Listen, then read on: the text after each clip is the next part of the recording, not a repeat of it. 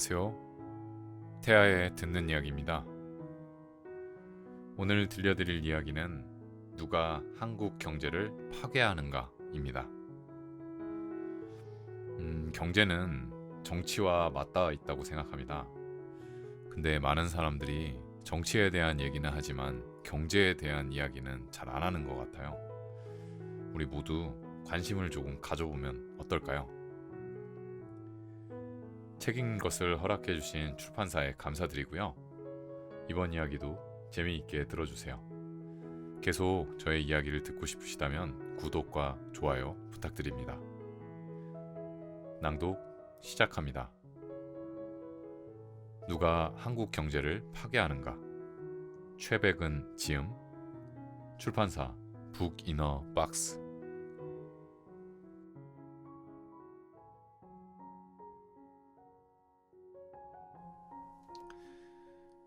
3부. 부동산 폭등을 즐기는 사람들. 폭등 뒤에 숨은 검은 배후.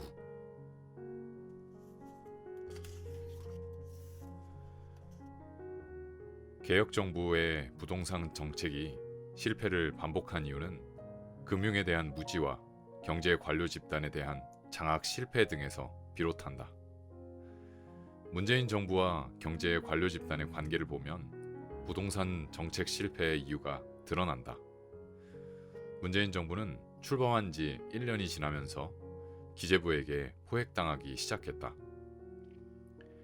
문재인 정부에서 경제부총리를 한 김동연과 홍남기가 누구인가?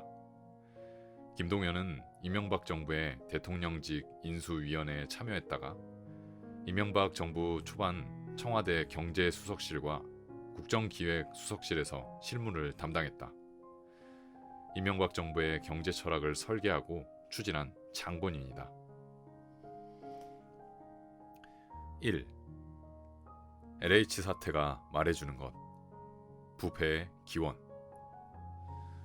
한국은 대외적으로 명실상부한 선진국으로 인정받고 있지만 사회 내부를 볼 때 우리가 바라는 선진국이라고 자신있게 말하기에는 여전히 그렇다라고 답할 수 없다. 부정부패와 차별의 만연화, 극심한 불평등과 복지의 취약성, OECD에서 가장 높은 노인 빈곤율과 자살률, 그리고 가장 낮은 아동 청소년 삶의 만족도 등도 우리 사회의 진짜 모습이기 때문이다. 세계가 찬사를 아끼지 않는 K-방역이나 K-민주주의의 특징들인 자율성과 협력, 연대 등과는 여전히 현실적인 차이가 있다. 이러한 차이의 많은 지분이 엘리트 카르텔형 부패 구조와 관련이 있다. 한국의 근본적인 부동산 문제는 이 점을 이해하고 해결해야만 제대로 된 해법을 찾을 수 있다. LH 사태, 드러난 부패 카르텔의 단면. 엘리트 카르텔형 부패 구조는 완벽한 국민 통제를 목표로 한 전체주의 군부 독재의 유산이다. 전체주의 체제는 국민을 원자화시켜 지배할 뿐 아니라 자신의 목표 수행을 위해 공적 자원 동원을 일상화했고 관료제 및 공적 기구를 도구로 삼았다. 국민 통제의 목적으로 제도화된 한국의 관료제와 공적 기구는 민주화 이후 군부에서 시장 자본의 이익 실현 도구로 전환됐다. 재벌 자본 및 언론과 한편이 되면서 사익 추구를 위해 자신들의 권한을 공고화했다. 그 결과 공적 자원을 경제력 확장의 수단으로 삼은 후 경제력이 교육 격차를 결정하는 학교 교육 시스템을 확립하고 다시 교육 격차가 경제력 격차를 재생산하는 신분의 대물림 체제를 완성한 것이다. 예를 들어 학교 공부를 공공 영역에 진입할 수 있는 도구로 활용하고 공공 영역에 접근한 후에는 공적 자원을 사익 추구의 수단으로 삼으며 부정부패로 축적한 경제력을 자녀의 교육 격차 및 신분의 대물림 수단으로 만들었다. 공적 자원을 이용한 경제력 축적을 자신의 능력이라 믿으며 학연, 지연 등 엘리트 카르텔형 네트워크를 구축한 것이다. 그러한 삶의 방식은 자녀에게 대물림되어 성적 좋은 아이들이나 좋은 직업을 가진 전문가 집단에 일배를 비롯한 병든 의식을 가진 경우가 많은 것도 이 같은 배경에서 출발했기 때문이다. 국가의 공적 자원을 사익 추구의 수단으로 삼아 신분을 대물림하는 것은 신봉건제의 모습 그 자체다. 전통적인 봉건제 사회가 경제 외적 강제로 경제력을 축적하면서 신분을 대물림했다면 현대 봉건제는 공적 자원을 사유화해 경제력을 축적하고 그 경제력 차이로 교육 격차를 만들고 다시 교육 격차를 공적 자원에 대한 접근 기회로 활용한다. 성장이 둔화한 한국 사회에서 경제력은 부동산을 중심으로 한 자산 축적에서 결정됐다. 예를 들어 문재인 정부 4년간 금융자산은 연평균 6.5% 올랐지만 부동산 자산은 연평균 7.9% 올랐다. 여기서 건물 자산은 연평균 6.1% 올랐지만 토지 자산은 연평균 8.3%나 올랐다. 토지가 자산 축적과 경제력 축적의 원천이 되고 있음을 보여준다. 토지 자산 축적은 개발 정보가 결정적인 역할을 한다. 내부 정보를 이용해 사익 추구를 노린 LH 사태는 본질적으로 공적 자원을 활용한 사익 추구의 전형적인 사례일 뿐이다. LH 사태는 국민 주거 안정 업무를 담당하는 공기업인 LH의 전현 직원 10여 명이 문재인 정부의 3기 신도시 중 최대 규모인 광명, 시흥 신도시 사업지역에 2018년부터 100억 원대 토지를 투기성으로 매입했다는 의혹을 2021년 3월 2일 참여연대와 민변이 제기하면서 수면 위로 올라왔다. 한 LH 직원은 나무이식 보상비로 87억 원을 챙겼는데 이러한 부당이득 착복은 고스란히 개발사업비 증가로 해당 지역 입주자에게 전가된다. 이들은 내부 통제를 강화하겠다고 했지만 한국 사회 엘리트 집단의 자정 역량은 오래전부터 작동하지 않았다. 부패 카르텔과 네트워크 중심의 엘리트 집단이 있는 구조이기 때문이다. 예를 들어 LH 경우 내부 통제 시스템에 의해 적발된 2020년 부패 행위자는 10명이었는데 이 중 9건이 자체 적발된 경우로 부패 금액이 10만원 미만 3건, 10만원에서 100만원 미만 5건, 142만원이 1건이었다. 외부 기관에 의해 적발된 것은 1건으로 부패 금액이 141만원이었다. 내부 통제 시스템상으로 내부 정보를 이용한 투기는 단 1건도 없었다. 그리고 적발되더라도 처벌 수준이 대부분 감봉이나 견책으로 그쳤다. 이후 국민적인 분노가 확산되자 자구적인 조처를 하겠다고는 했으나 내부 적발 사례를 보면 말이 자구 노력이지 구조적인 문제에 대한 개혁 없이 앞으로의 제2의 LH 사태는 계속될 수밖에 없다. 반칙과 특권에 기생하는 부동산 금융 카르텔. 엘리트 부패는 필연적으로 특권층 카르텔과 쌍생아로 존재한다. 한국 사회에서 반칙과 특권에 기생하는 특권층 카르텔을 해체하기 위해서는 엘리트 부패를 도려내야 한다. 무엇보다 공적 영역에 종사하는 엘리트가 공공자원의 사유화를 통해 만들어내는 부패의 고리를 끊어내야만 한다. 민주주의의 강화만이 유일한 해법이다. 검찰개혁과 사법개혁의 목소리를 함께 드높이는 것도 같은 맥락으로 이해할 수 있다. 또한 민생을 위협하는 반칙과 특권의 또 다른 영역이 재정과 금융 분야다. 즉, 재정과 금융의 민주화를 가로막는 것이 모피아의 특성이다. 재정과 금융 분야 엘리트의 권한을 국민이 회수하는 것이야말로 재정과 금융 민주화의 출발점이다.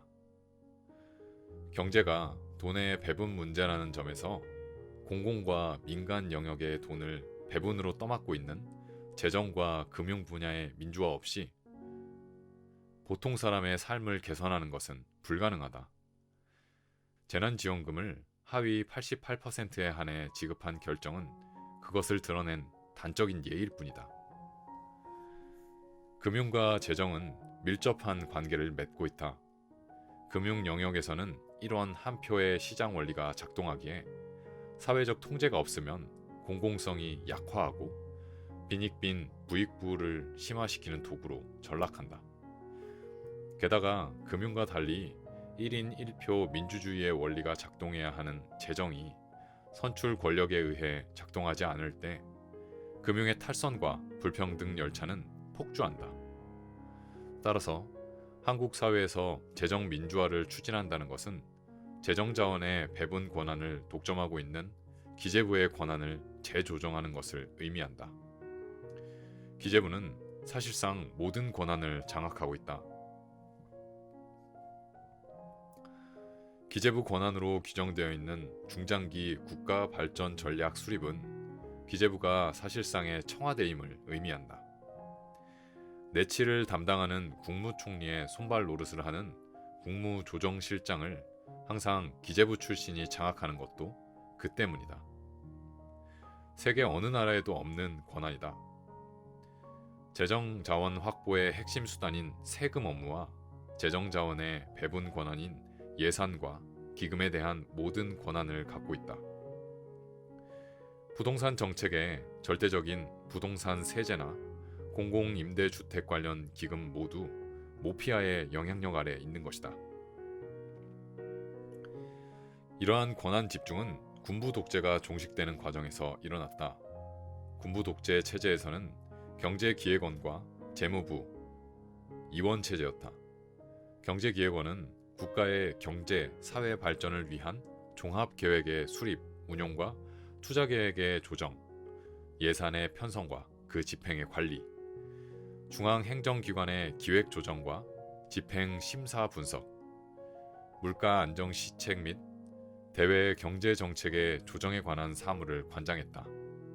이와 비교해 재무부는 화폐, 금융, 국채, 정부 회계, 조세, 외국환, 대외 경제협력, 국유 재산 및 전매에 관한 사무를 관장했다. 그러던 것이 김영삼 정부 출범 후 경제기획원과 재무부가 재정경제원으로 통합됐다. 문제는 청와대로 가야 할 경제기획원이 재무부로 넘어간 것이다. 단일한 경제관료 세력이 공적 자원과 권한을 사유화시킬 수 있게 된 것이다. 권한을 독점한 경제관료는 자신의 사익 추구를 위해 시장의 자본과 결탁했다. 한편 김영삼 정부에서 경제기획원 폐지와 더불어 한국은행 독립성 강화도 동시에 진행됐는데 이는 한국은행을 시장 자본에 넘긴 것이다. 한국은행의 권한을 가진 금융통화위원 7인 중 3인이 기재부 그리고 1인이 자본에서 결정된다는 점에서 한국은행 역시 시장 자본에 넘어간 것이다. 공적 자원과 권한이 엘리트의 사익 추구와 시장 자본의 소유물로 전락하면서 재정 자원은 기업 중심으로 배분되고 조세 체계는 부유층에 대한 혜택이 집중되는 한편 금융 시스템에서 공공성은 사라져 오직 수익성만 추구하는 등 보통 사람의 삶을 피폐화시켰다. 여기에 한국은행은 재벌과 금융자본을 지원하는 역할에 집중해왔다. 금융 안정의 핵심 문제로 지적되는 소득 불평등에 관심이 없는 것도 이 때문이다. 경제관료 엘리트에게 집중된 권한은 정부 조직의 장악으로 이어지고 퇴임 후 민간 금융회사나 로펌이나 재벌기업 등에 재취업해 로비스트로 활동한다. 실제로 이들은 퇴임 후 은행연합회, 저축은행중앙회, 보험협회, 여신금융협회, 한국거래소 등에 재취업해 사실상 정책 로비 및 외풍 차단기 노릇을 수행한다. 삼성전자나 대형 로펌 등에도 마찬가지로 진출한다.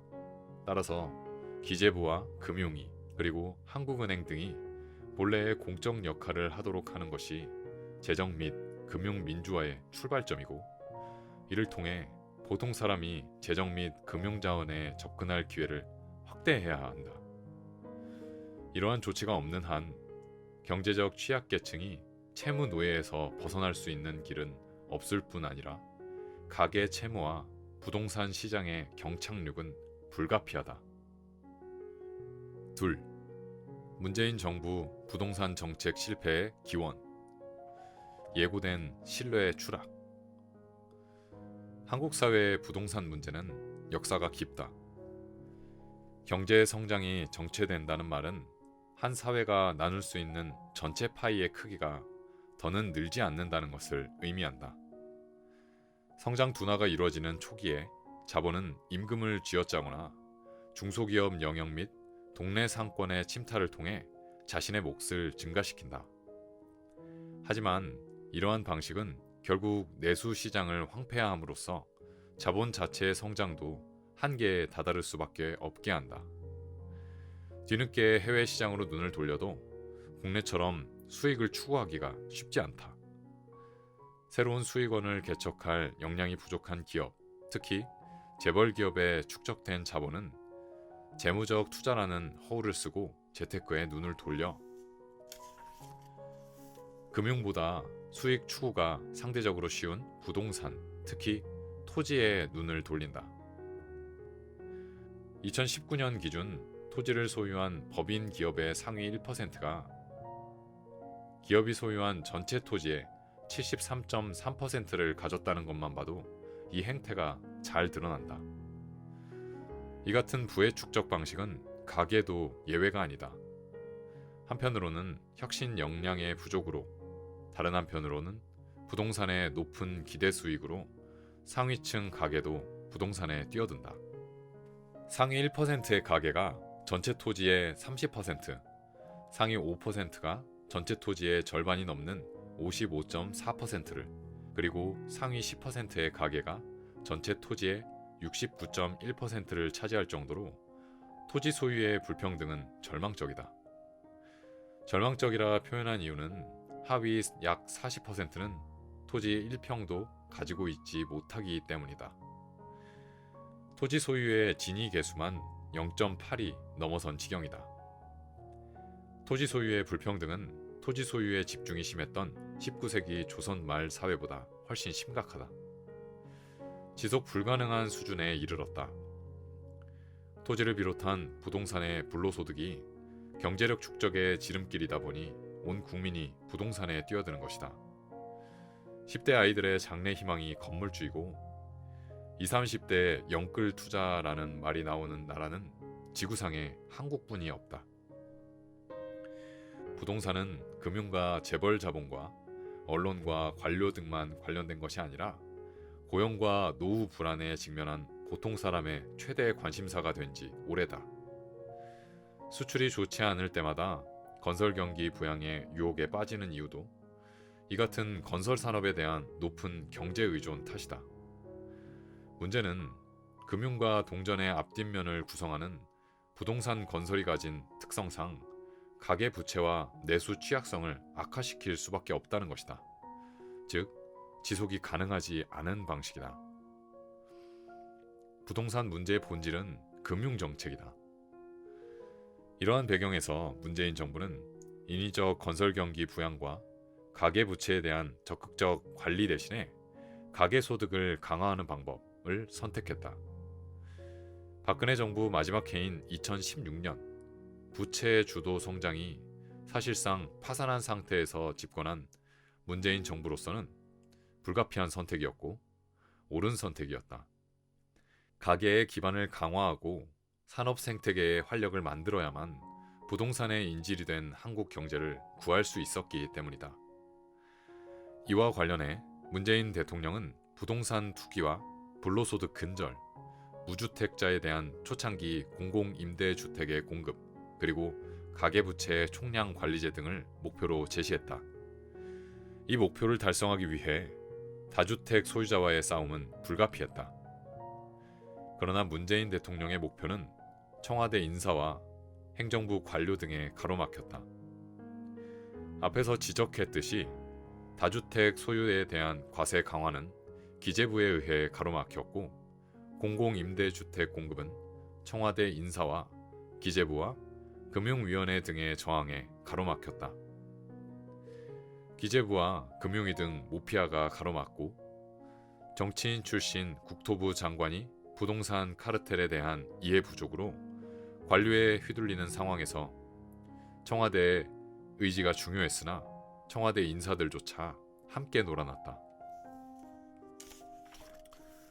이낙연 총리도 문재인 정부의 초대 책임 총리였다는 측면에서 책임으로부터 자유롭지 않다. 새 정부는 대통령의 국정 철학을 강하게 추진할 수 있는 인사보다 통합이나 화합 차원에서 지역 안배를 고려해 이낙연 총리를 선택했다. 실제로 이낙연 총리는 특유의 포용적 리더십으로 대통령을 도와 정권 초기 국정 전반의 어려운 개혁 과제를 풀어내는데 공헌했다. 그러나 경제 관료들이 가진 속성을 간과했고, 그들의 의도를 지나치게 선의로 수용함으로써 재정 모피아들을 통제하는 데 실패하는 우를 범했다. 실제로 정부 내정은 총리가 경제와 사회부총리를 통해 관장한다. 특히 내정의 핵심 부문은 총리의 손발 역할을 하는 국무조정실과 기재부가 함께 맡고 있다.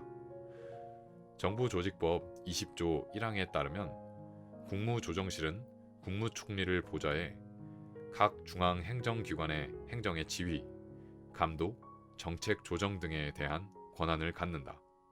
또한 정부조직법 27조 1항에 따르면 기획재정부 장관은 중장기 국가발전 전략 수립, 경제 재정 정책의 수립, 총괄, 조정, 예산, 기금의 편성, 집행, 성과관리, 화폐, 외환, 국고, 정부회계, 내국세제, 관세, 국제금융, 공공기관 관리, 경제협력, 국유재산, 민간 투자 및 국가 채무에 관한 사무 등을 경제를 넘어 국가 발전 전략 모두를 관장할 권한을 갖는다.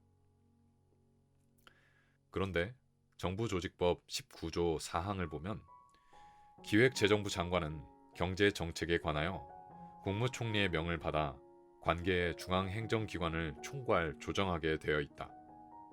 그리고 국무총리실 국무조정실장은 기재부 출신이 할 수밖에 없다.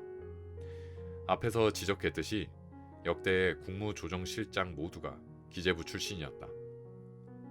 이처럼 국무조정실장과 기재부 장관은 한 집안 식구이고 국무총리의 손발인 셈이다.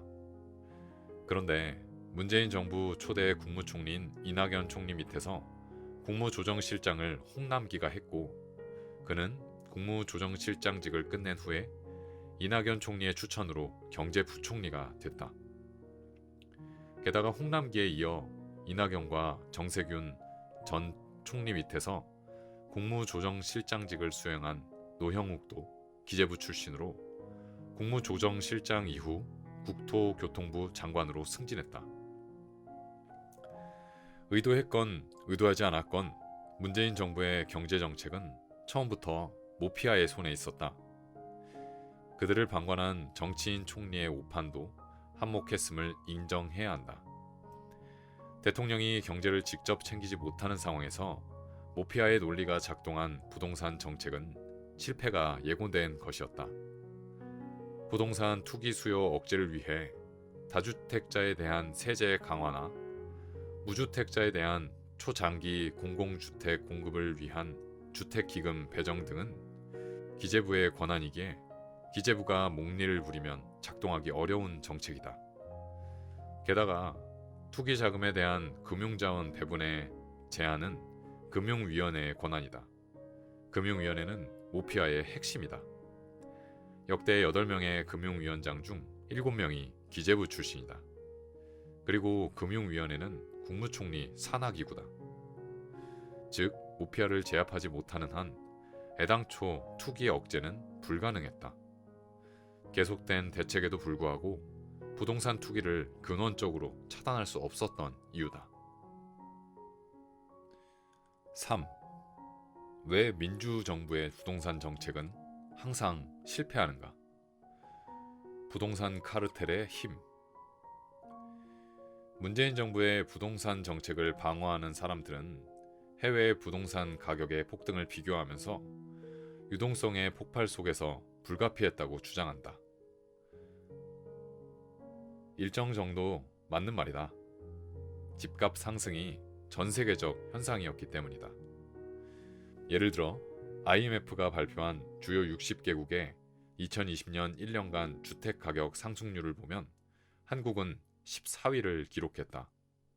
또한 2021년 1분기 기준 지난 1년간 주택 가격 상승률은 한국이 10.3%였는데 미국 11.7%, 네덜란드 11.3%, 뉴질랜드 20.8%, 오스트리아 12.3%, 덴마크 15.3%, 노르웨이 10.9%, 독일 9.4%, 영국 8.9%, 캐나다 8.7%, 브라질 10.3%, 러시아 11.1%, 체코 12.0%, 터키 32% 등과 비교할 때 유별나다고 말할 수 없기 때문이다.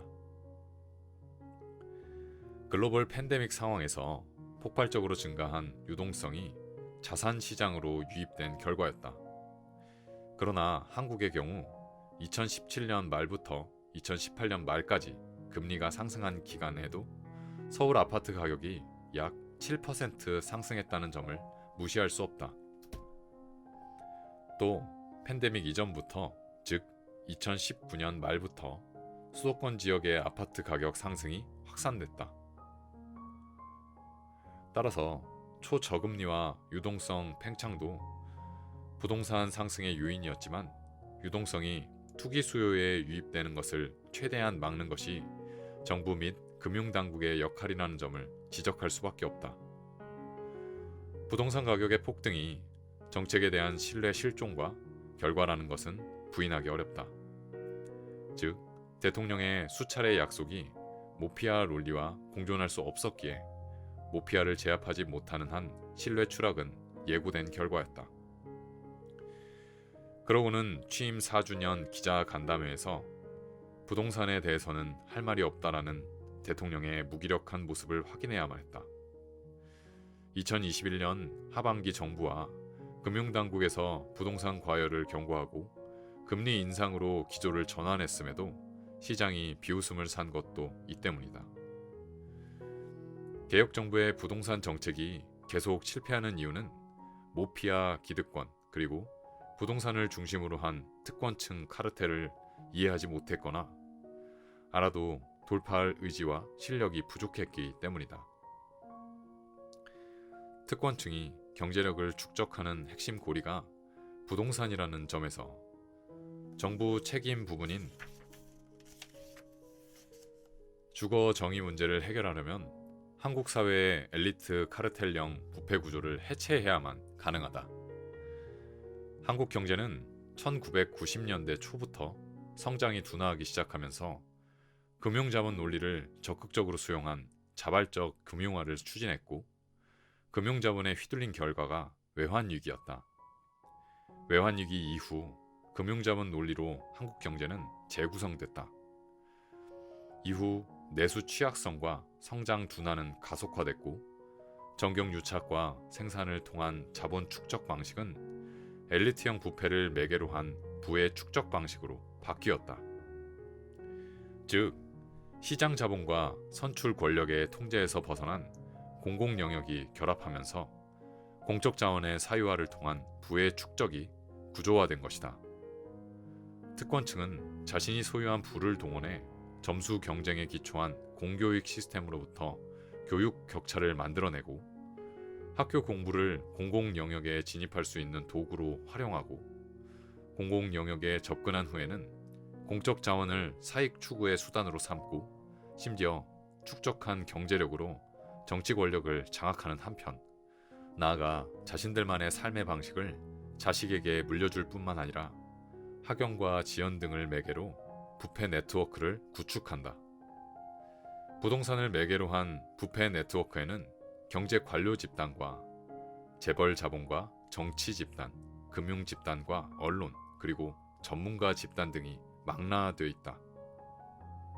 모피아를 잡아야 부동산도 잡힌다. 문재인 정부와 경제 관료 집단의 관계를 보면 부동산 정책 실패의 이유가 명확히 드러난다. 문재인 정부는 출범한 지 1년이 지나면서 기재부에게 포획당하기 시작했다. 문재인 정부에서 경제부총리를 한 김동연과 홍남기가 누구인가? 김동연은 이명박 정부의 대통령직 인수위원회에 참여했다가 이명박 정부 초반 청와대 경제수석실과 국정기획수석실에서 실무를 담당했다. 이명박 정부의 경제 철학을 설계하고 추진한 장본인이다. 이명박 정부 마지막 1년을 기재부 2차관으로 지냈고 박근혜 정부의 초대 국무조정실장을 역임했다. 홍남기 또한 박근혜 정부의 정책조정수석실에서 핵심 역할을 하다가 박근혜 정부의 창조경제 육성을 관장한 미래창조과학부의 실무를 책임진 1차관이었다. 그리고 문재인 정부에서 국무총리실 초대 국무조정실장과 문재인 정부의 최장수 경제부총리를 지내고 있다. 아무리 관료라 해도 이명박근혜 정부의 국정 철학을 담당했던 인물들이 어떻게 대척점에 있는 문재인 정부의 초대 경제부총리를 할 수 있는가? 박근혜 정부의 창조 경제와 문재인 정부의 혁신 성장을 나타내는 플랫폼 경제 활성화 혹은 데이터 경제 활성화나 코로나19 재난 상황에서 발표된 디지털 뉴딜에 근본적인 차이가 있을 수 없는 이유다. 사실 그린 뉴딜도 이명박 정부의 녹색 성장과 차별성을 찾기가 쉽지 않다. 문재인 정부에서 혁신 성장의 방편으로 추진된 플랫폼 경제 활성화, 데이터 경제 활성화, 디지털 뉴딜과 그린 뉴딜도 구성된 한국판 뉴딜 모두 이명박 박근혜 정부의 녹색 성장이나 창조 경제 육성 방안에 겉만 덧칠했을 뿐이다. 결론은 둘 중 하나다. 진보가 아니거나 무지하거나. 100번 양보해서 선의로 해석해도 경제의 보수와 진보가 어디 있겠냐 하는 아니란 생각을 하는 것이다. 이렇게 인식한다면 실력의 문제다. 개혁정부가 경제와 금융에 대해서 몰라도 너무 몰라서 생기는 무지다. 문재인 정부의 소득주도 성장 정책은 경제 이론적으로 보수 세력의 낙수효과 개념과는 대척점에 있다. 김동연이나 홍남기는 기본적으로 낙수효과 개념을 신봉하는 관료들이다. 2017년 청와대 소득주도 성장팀과 김동연이 계속 삐걱거렸던 이유도 이러한 관계를 이해하면 쉽게 알아챌 수 있다. 반칙에 기초한 특권을 척결하겠다는 개혁정부가 특권층 카르텔의 구조를 이해하지 못한 데서 나온 결과라고 봐야 한다. 앞에서 지적했듯이 정권 초기에는 정권의 색깔을 가진 외부 인사들이 정부에 진입했다가 시간이 가면서 기재부 출신에 의해 모두 대체되는 것도 선출 권력이 관료에게 휘둘린 결과다. 경제 관료 엘리트들은 자신들의 권한을 활용하는 한편 언론과 자본의 지원을 받아 개혁을 추진하려는 어공들을 철저히 무력화시킨다. 결국 선출 권력의 실력 빈곤은 관료에게 권력을 넘기기까지 한다. 검찰, 사법 카르텔을 포함해 과거부터 봐왔던 익숙한 그림이 아닌가? 금융 카르텔, 어떻게 대한민국을 지배하는가? 경제의 핵심 문제는 돈의 배분이다. 누가 돈을 더 가져갈 것인가의 문제다. 돈은 어디서부터 오는가? 중앙은행인 한국은행이다. 한국은행은 은행과 정부 등을 통해 돈을 공급한다.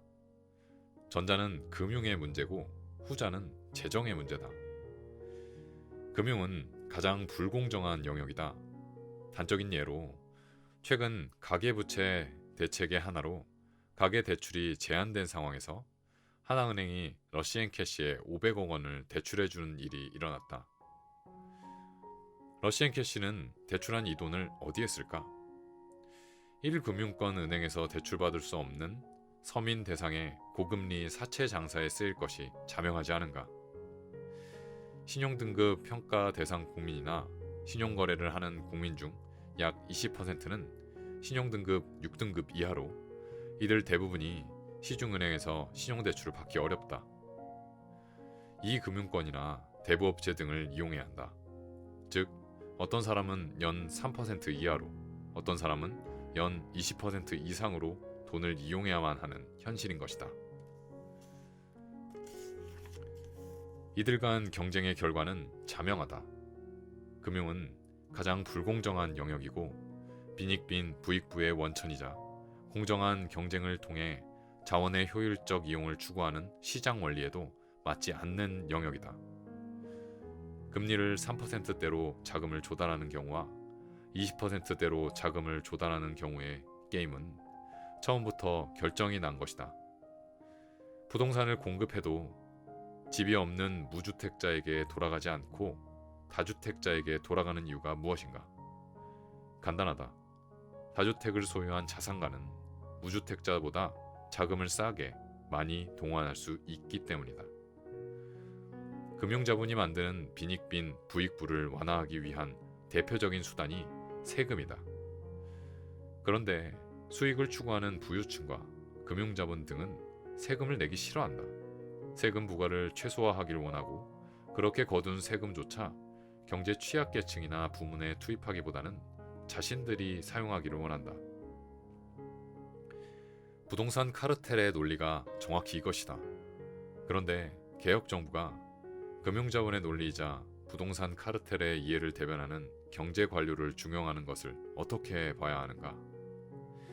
민주진영의 정부가 아니거나 아니면 경제와 금융에 대한 무지의 산물이라고 이해할 수밖에 없는 것이다.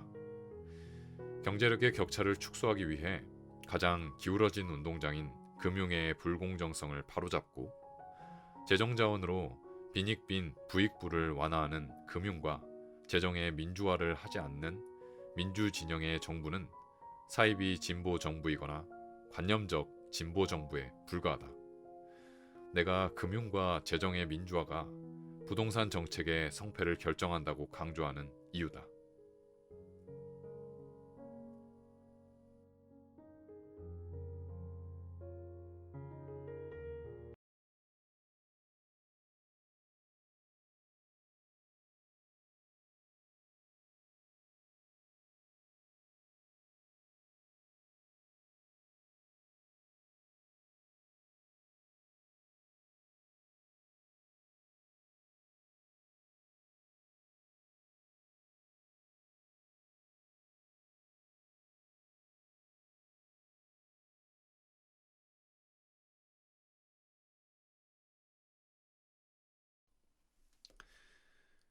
(3부) 부동산 폭등을 즐기는 사람들. 폭등 뒤에 숨은 검은 배후.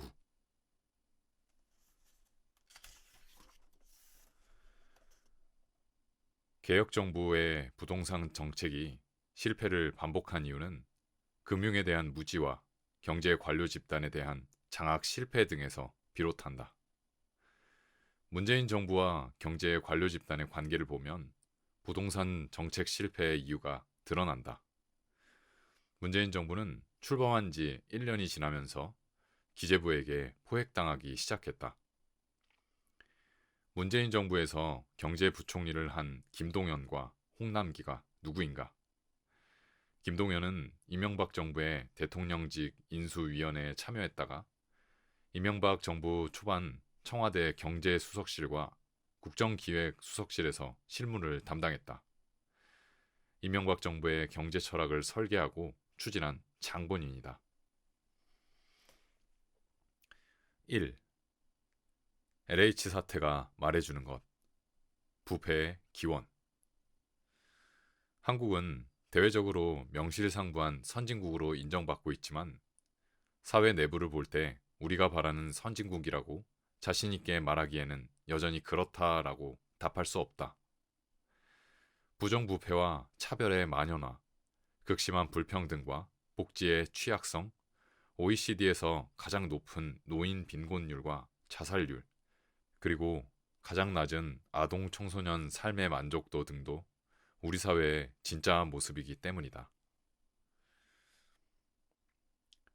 세계가 찬사를 아끼지 않는 K-방역이나 K-민주주의의 특징들인 자율성과 협력, 연대 등과는 여전히 현실적인 차이가 있다.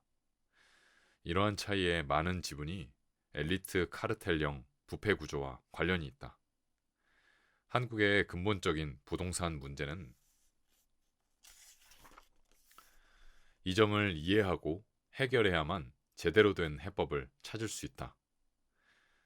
LH 사태, 드러난 부패 카르텔의 단면. 엘리트 카르텔형 부패 구조는 완벽한 국민 통제를 목표로 한 전체주의 군부 독재의 유산이다.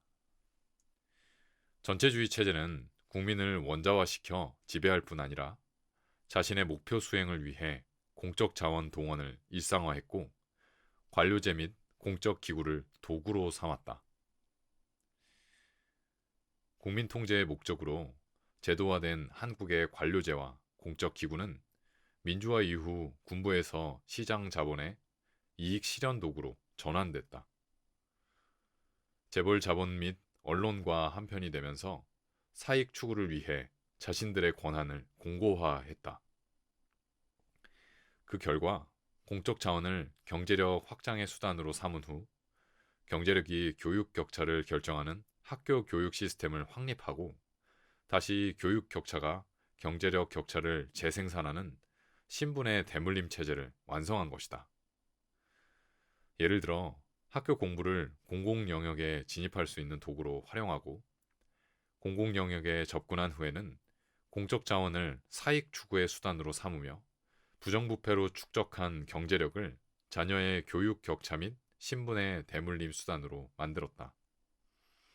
공적 자원을 이용한 경제력 축적을 자신의 능력이라 믿으며 학연, 지연 등 엘리트 카르텔형 네트워크를 구축한 것이다.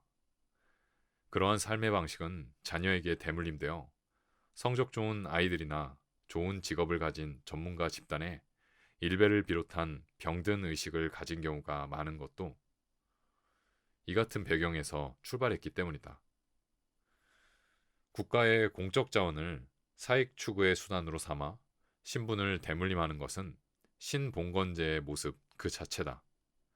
전통적인 봉건제 사회가 경제 외적 강제로 경제력을 축적하면서 신분을 대물림했다면 현대 봉건제는 공적 자원을 사유화해 경제력을 축적하고 그 경제력 차이로 교육 격차를 만들고 다시 교육 격차를 공적 자원에 대한 접근 기회로 활용한다. 성장이 둔화한 한국 사회에서 경제력은 부동산을 중심으로 한 자산 축적에서 결정됐다. 예를 들어 문재인 정부 4년간 금융자산은 연평균 6.5% 올랐지만 부동산 자산은 연평균 7.9% 올랐다. 여기서 건물 자산은 연평균 6.1% 올랐지만 토지 자산은 연평균 8.3%나 올랐다. 토지가 자산 축적과 경제력 축적의 원천이 되고 있음을 보여준다. 토지 자산 축적은 개발 정보가 결정적인 역할을 한다. 내부 정보를 이용해 사익 추구를 노린 LH 사태는 본질적으로 공적 자원을 활용한 사익 추구의 전형적인 사례일 뿐이다. LH 사태는 국민 주거 안정 업무를 담당하는 공기업인 LH의 전현 직원 10여 명이 문재인 정부의 3기 신도시 중 최대 규모인 광명, 시흥 신도시 사업 지역에 2018년부터 100억 원대 토지를 투기성으로 매입했다는 의혹을 2021년 3월 2일 참여연대와 민변이 제기하면서 수면 위로 올라왔다. 한 LH 직원은 나무이식 보상비로 87억 원을 챙겼는데 이러한 부당이득 착복은 고스란히 개발사업비 증가로 해당 지역 입주자에게 전가된다. 이들은 내부 통제를 강화하겠다고 했지만 한국 사회 엘리트 집단의 자정 역량은 오래전부터 작동하지 않았다. 부패 카르텔과 네트워크 중심의 엘리트 집단이 있는 구조이기 때문이다. 예를 들어 LH 경우 내부 통제 시스템에 의해 적발된 2020년 부패 행위자는 10명이었는데 이 중 9건이 자체 적발된 경우로 부패 금액이 10만 원 미만 3건, 10만 원에서 100만 원 미만 5건, 142만 원이 1건이었다. 외부 기관에 의해 적발된 것은 1건으로 부패 금액이 141만 원이었다. 내부 통제 시스템상으로 내부 정보를 이용한 투기는 단 1건도 없었다. 그리고 적발되더라도 처벌 수준이 대부분 감봉이나 견책으로 그쳤다. 이후 국민적인 분노가 확산되자 자구적인 조처를 하겠다고는 했으나 내부 적발 사례를 보면 말이 자구 노력이지 구조적인 문제에 대한 개혁 없이 앞으로의 제2의 LH 사태는 계속될 수밖에 없다. 반칙과 특권에 기생하는 부동산 금융 카르텔. 엘리트 부패는 필연적으로 특권층 카르텔과 쌍생아로 존재한다. 한국 사회에서 반칙과 특권에 기생하는 특권층 카르텔을 해체하기 위해서는 엘리트 부패를 도려내야 한다. 무엇보다 공적 영역에 종사하는 엘리트가 공공자원의 사유화를 통해 만들어내는 부패의 고리를 끊어내야만 한다. 민주주의의 강화만이 유일한 해법이다. 검찰개혁과 사법개혁의 목소리를 함께 드높이는 것도 같은 맥락으로 이해할 수 있다. 또한 민생을 위협하는 반칙과 특권의 또 다른 영역이 재정과 금융 분야다. 즉, 재정과 금융의 민주화를 가로막는 것이 모피아의 특성이다. 재정과 금융 분야 엘리트의 권한을 국민이 회수하는 것이야말로 재정과 금융 민주화의 출발점이다. 경제가 돈의 배분 문제라는 점에서 공공과 민간 영역의 돈을 배분으로 떠맡고 있는 재정과 금융 분야의 민주화 없이 보통 사람의 삶을 개선하는 것은 불가능하다. 재난지원금을 하위 88%에 한해 지급한 결정은 그것을 드러낸 단적인 예일 뿐이다. 금융과 재정은 밀접한 관계를 맺고 있다. 금융 영역에서는 이러한 한 표의 시장 원리가 작동하기에 사회적 통제가 없으면 공공성이 약화하고 빈익빈 부익부를 심화시키는 도구로 전락한다. 게다가 금융과 달리 1인 1표 민주주의의 원리가 작동해야 하는 재정이 선출 권력에 의해 작동하지 않을 때 금융의 탈선과 불평등 열차는 폭주한다. 따라서 한국 사회에서 재정 민주화를 추진한다는 것은 재정자원의 배분 권한을 독점하고 있는 기재부의 권한을 재조정하는 것을 의미한다. 기재부는 사실상 모든 권한을 장악하고 있다. 기재부 권한으로 규정되어 있는 중장기 국가발전 전략 수립은 기재부가 사실상의 청와대임을 의미한다. 내치를 담당하는 국무총리의 손발 노릇을 하는 국무조정실장을 항상 기재부 출신이 장악하는 것도 그 때문이다. 세계 어느 나라에도 없는 권한이다. 재정자원 확보의 핵심 수단인 세금 업무와 재정자원의 배분 권한인 예산과 기금에 대한 모든 권한을 갖고 있다. 부동산 정책의 절대적인 부동산 세제나 공공임대주택 관련 기금 모두 모피아의 영향력 아래 있는 것이다. 이러한 권한 집중은 군부 독재가 종식되는 과정에서 일어났다. 군부 독재 체제에서는 경제기획원과 재무부, 이원체제였다.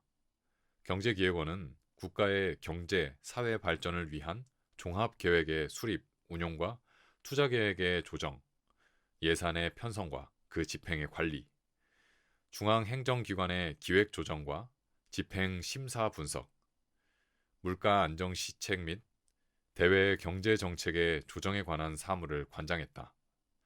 이와 비교해 재무부는 화폐, 금융, 국채, 정부 회계, 조세, 외국환, 대외 경제 협력, 국유 재산 및 전매에 관한 사무를 관장했다.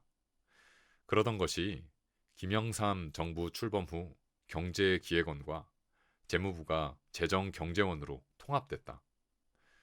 문제는 청와대로 가야 할 경제기획원이 재무부로 넘어간 것이다. 단일한 경제관료 세력이 공적 자원과 권한을 사유화시킬 수 있게 된 것이다. 권한을 독점한 경제관료는 자신의 사익 추구를 위해 시장의 자본과 결탁했다. 한편 김영삼 정부에서 경제기획원 폐지와 더불어 한국은행 독립성 강화도 동시에 진행됐는데 이는 한국은행을 시장 자본에 넘긴 것이다. 한국은행의 권한을 가진 금융통화위원 7인 중 3인이 기재부 그리고 1인이 자본에서 결정된다는 점에서 한국은행 역시 시장 자본에 넘어간 것이다.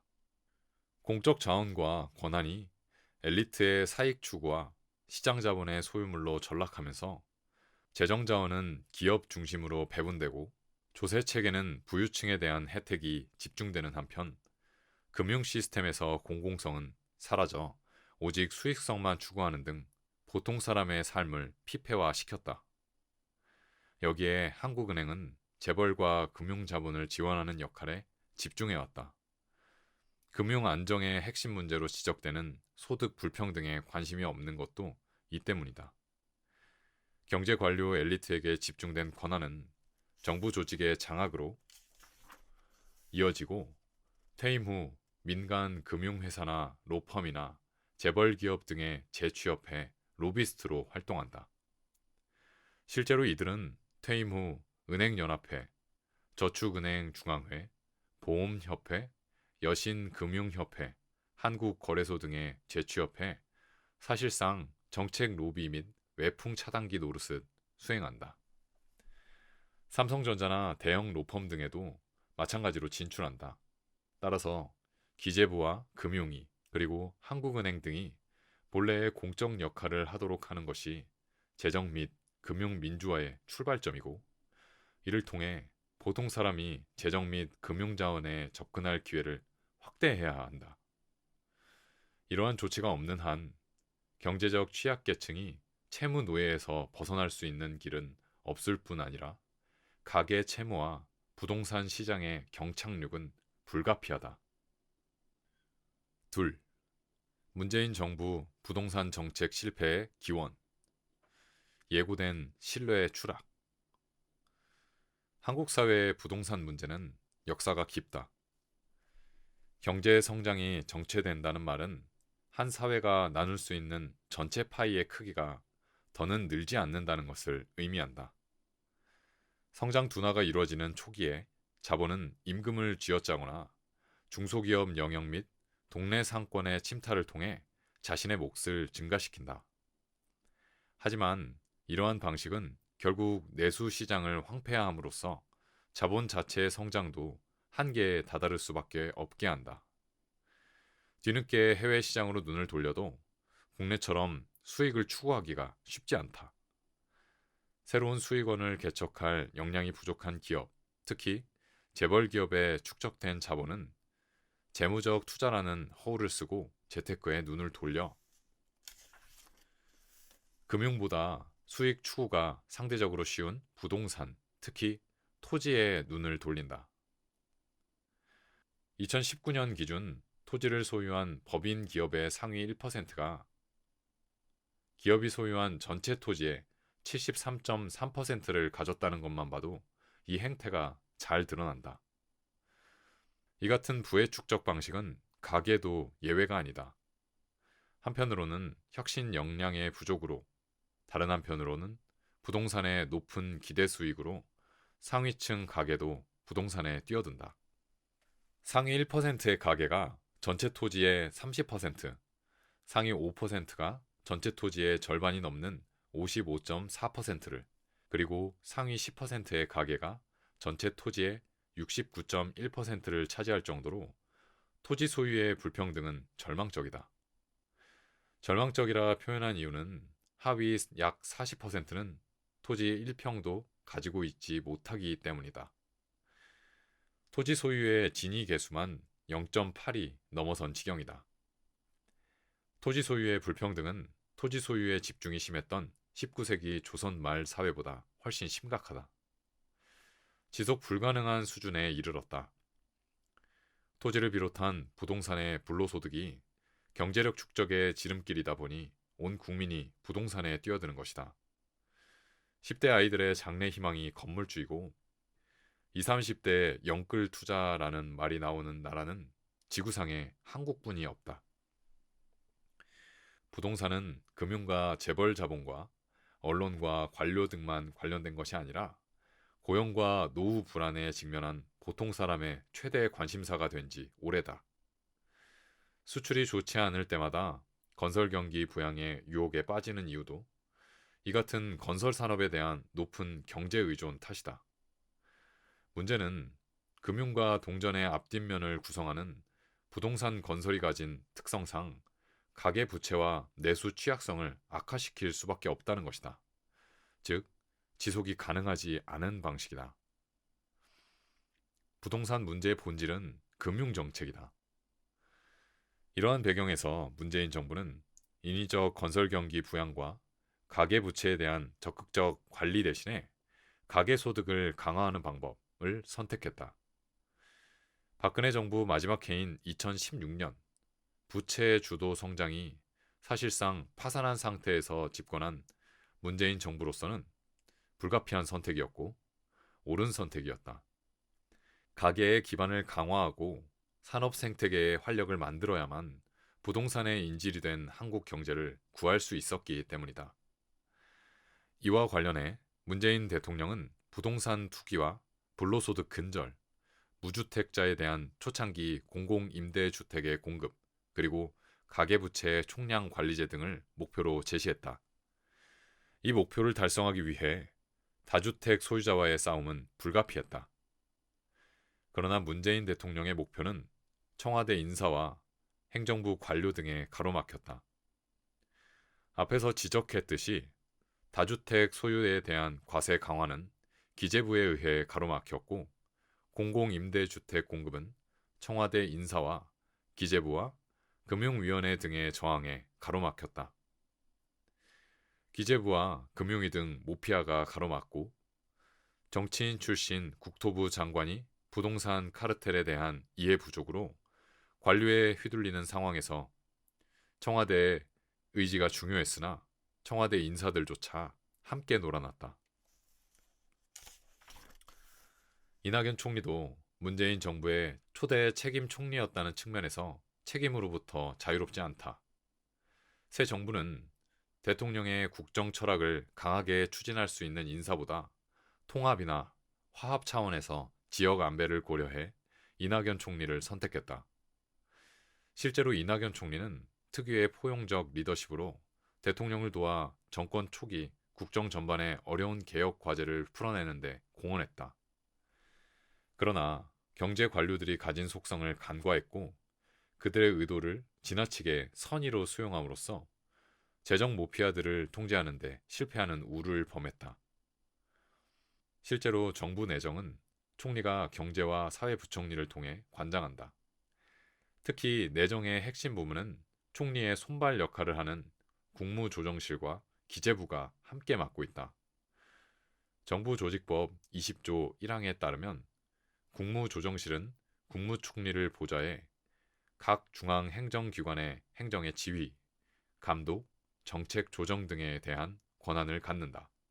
또한 정부조직법 27조 1항에 따르면 기획재정부 장관은 중장기 국가발전 전략 수립, 경제 재정 정책의 수립, 총괄, 조정, 예산, 기금의 편성, 집행, 성과 관리, 화폐, 외환, 국고, 정부 회계, 내국 세제, 관세, 국제금융, 공공기관 관리, 경제협력, 국유재산, 민간 투자 및 국가 채무에 관한 사무 등을 경제를 넘어 국가 발전 전략 모두를 관장할 권한을 갖는다.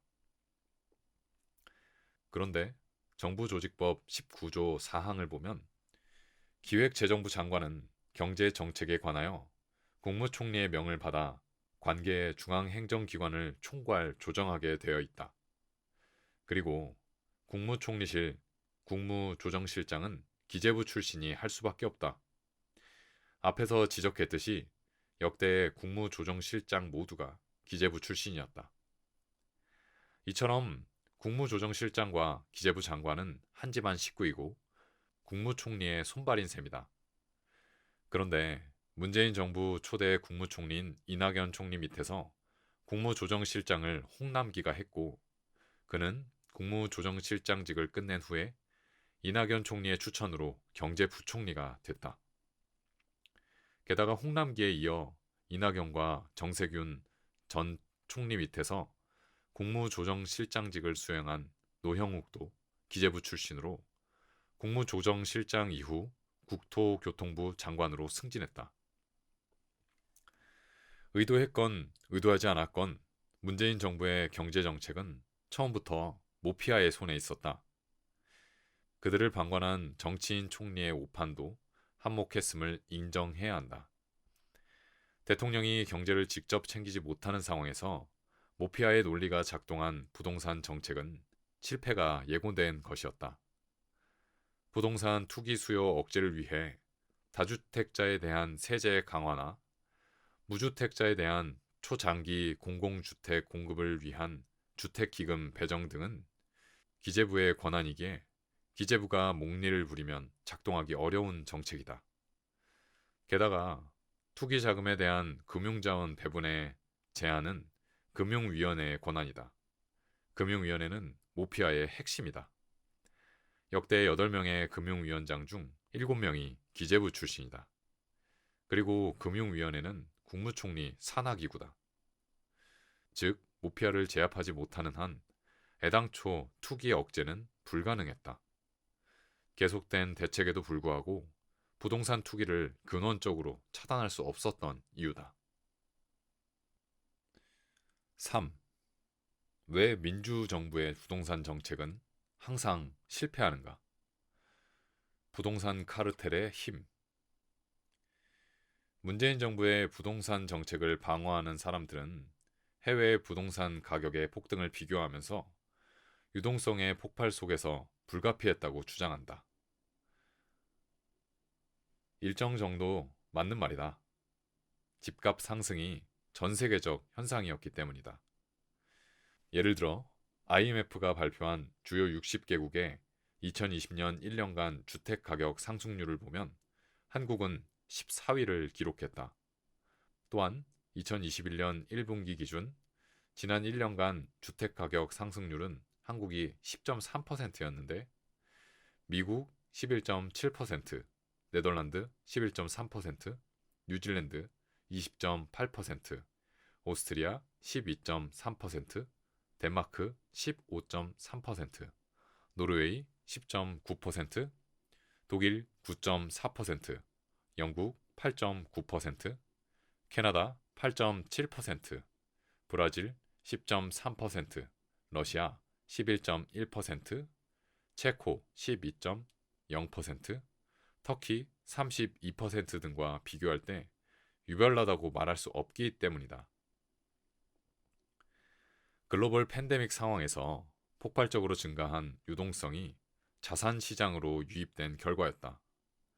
그러나 한국의 경우 2017년 말부터 2018년 말까지 금리가 상승한 기간에도 서울 아파트 가격이 약 7% 상승했다는 점을 무시할 수 없다.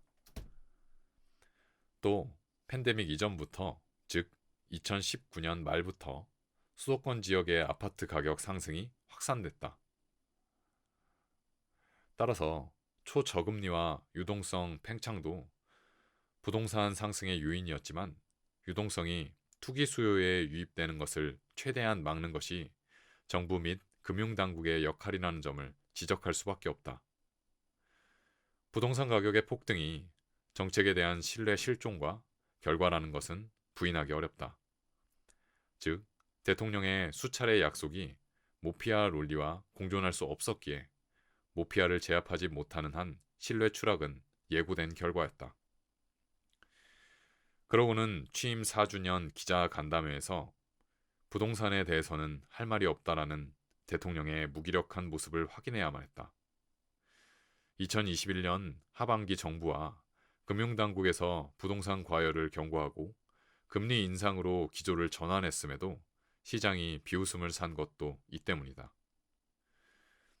개혁정부의 부동산 정책이 계속 실패하는 이유는 모피아 기득권 그리고 부동산을 중심으로 한 특권층 카르텔을 이해하지 못했거나 알아도 돌파할 의지와 실력이 부족했기 때문이다.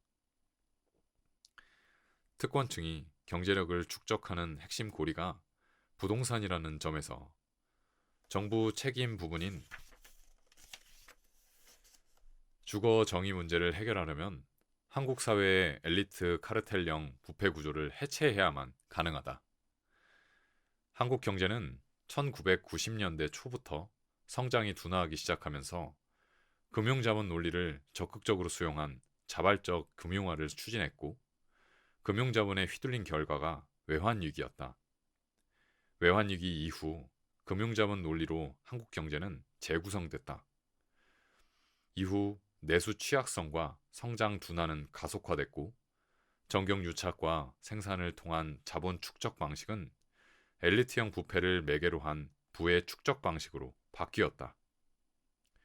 즉, 시장 자본과 선출 권력의 통제에서 벗어난 공공 영역이 결합하면서 공적 자원의 사유화를 통한 부의 축적이 구조화된 것이다.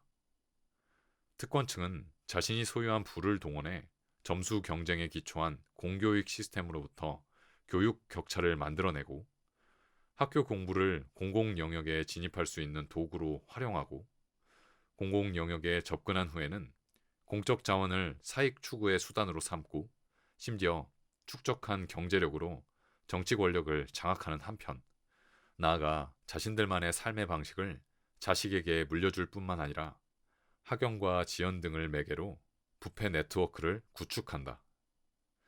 부동산을 매개로 한 부패 네트워크에는 경제 관료 집단과 재벌 자본과 정치 집단, 금융 집단과 언론, 그리고 전문가 집단 등이 망라되어 있다.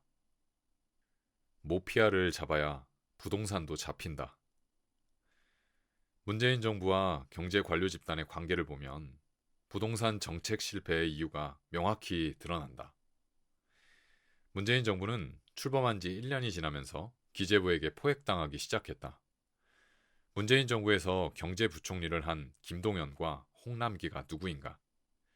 김동연은 이명박 정부의 대통령직 인수위원회에 참여했다가 이명박 정부 초반 청와대 경제수석실과 국정기획수석실에서 실무를 담당했다. 이명박 정부의 경제 철학을 설계하고 추진한 장본인이다. 이명박 정부 마지막 1년을 기재부 2차관으로 지냈고 박근혜 정부의 초대 국무조정실장을 역임했다.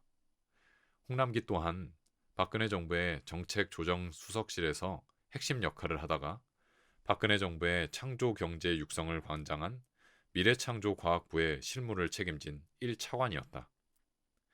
그리고 문재인 정부에서 국무총리실 초대 국무조정실장과 문재인 정부의 최장수 경제부총리를 지내고 있다.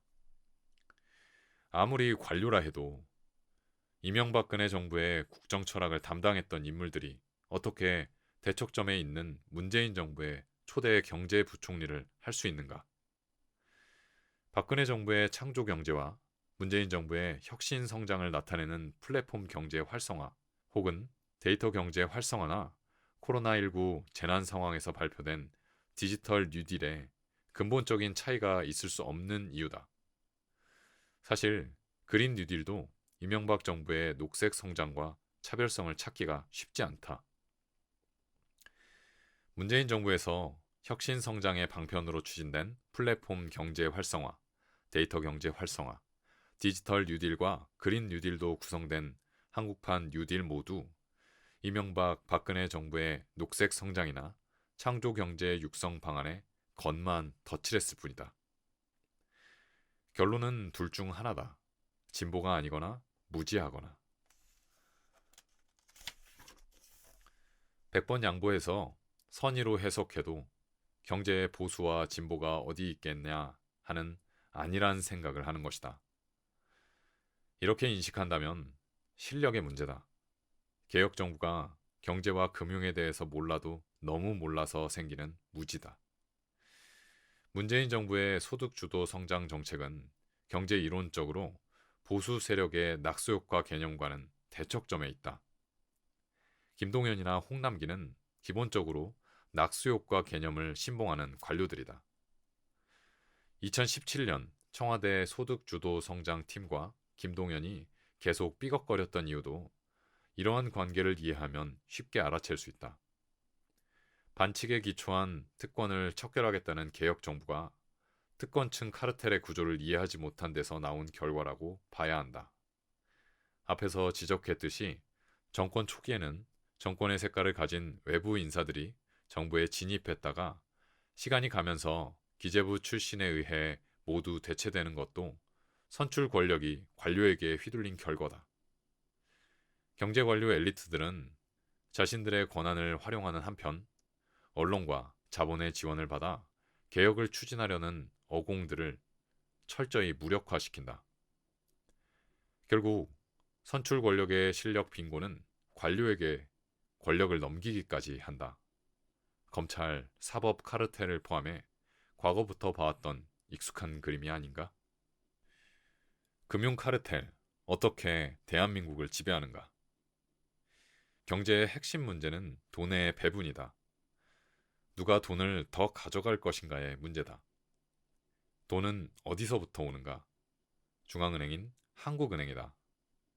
한국은행은 은행과 정부 등을 통해 돈을 공급한다. 전자는 금융의 문제고 후자는 재정의 문제다. 금융은 가장 불공정한 영역이다. 단적인 예로 최근 가계부채 대책의 하나로 가계대출이 제한된 상황에서 하나은행이 러시앤캐시에 500억 원을 대출해주는 일이 일어났다. 러시앤캐시는 대출한 이 돈을 어디에 쓸까? 1금융권 은행에서 대출받을 수 없는 서민 대상의 고금리 사채 장사에 쓰일 것이 자명하지 않은가? 신용등급 평가 대상 국민이나 신용거래를 하는 국민 중 약 20%는 신용등급 6등급 이하로 이들 대부분이 시중은행에서 신용대출을 받기 어렵다. 이 금융권이나 대부업체 등을 이용해야 한다.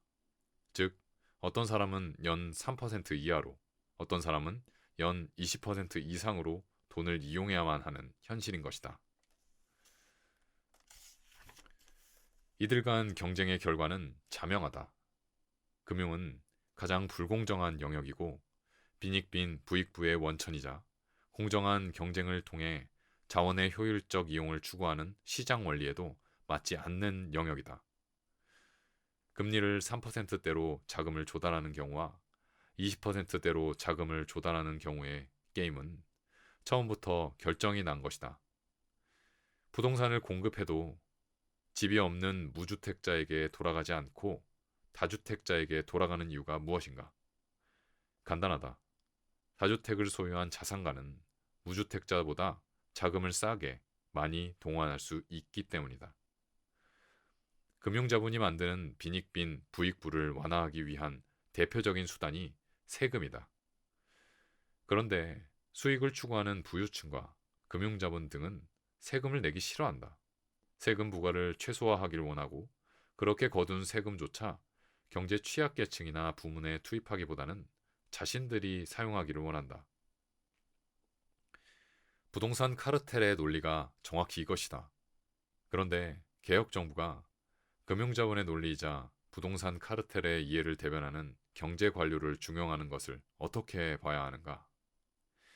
민주진영의 정부가 아니거나 아니면 경제와 금융에 대한 무지의 산물이라고 이해할 수밖에 없는 것이다.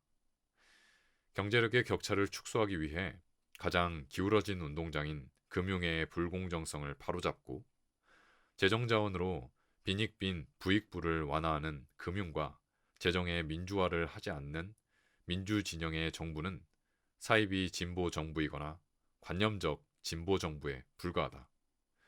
내가 금융과 재정의 민주화가 부동산 정책의 성패를 결정한다고 강조하는 이유다.